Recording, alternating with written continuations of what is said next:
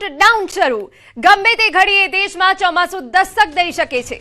કેરળની ખૂબ જ નજીક પહોંચી ચૂક્યું છે ચોમાસું। અરબ સાગરના કેટલાક ભાગમાં ચોમાસું બેઠું। ગમે તે ઘડીએ કેરળમાં ચોમાસું પહોંચી શકે છે। તો ચોમાસા અંગે આ સૌથી મોટા સમાચાર, જો કે રાહતના પણ સમાચાર। દેશમાં ચોમાસાના દસ્તકનું કાઉન્ટડાઉન શરૂ થઈ ગયું છે। હવે ગમે તે ઘડીએ દેશમાં ચોમાસું દસ્તક દઈ શકે છે। જો કે આપને જણાવી દઈએ કે દેશના અનેક રાજ્યોમાં હજુ પણ ભીષણ ગરમી પડી રહી છે। તે વચ્ચે લોકો માટે આ સારા સમાચાર છે, ખેડૂતો માટે આ સારા સમાચાર છે।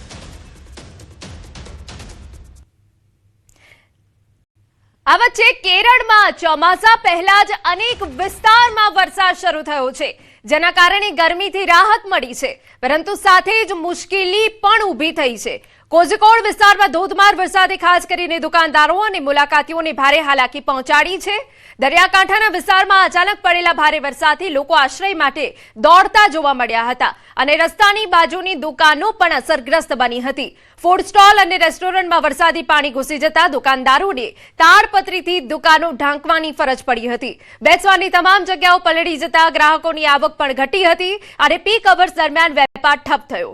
કોઝિકોડ મ્યુનિસિપલ કોર્પોરેશન દ્વારા 240 મીટર લાંબી ફૂડ સ્ટ્રીટ વિકસાવવામાં આવી છે, જેમાં લગભગ 100 દુકાનો આવેલી છે, પરંતુ પૂરતા આશ્રય અને છતની વ્યવસ્થા ન હોવાથી આ પ્રોજેક્ટ હાલ દુકાનદારો અને મુલાકાતીઓ માટે મુશ્કેલીનું કારણ બની રહ્યો છે।